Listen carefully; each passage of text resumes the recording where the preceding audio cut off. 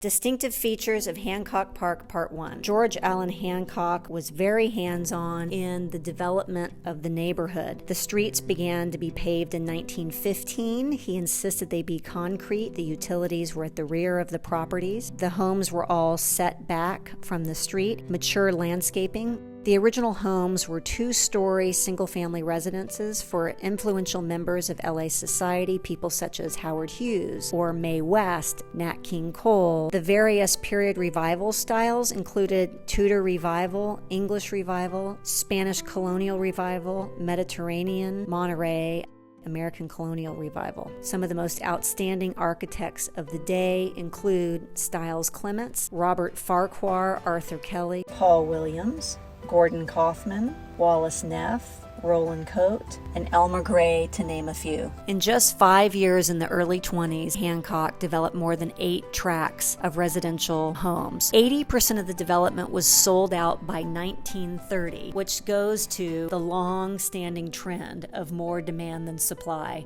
in our neighborhood. That being said, I would love to help you find your home here in Hancock Park. This is Ann Loveland with the Loveland Carr Group.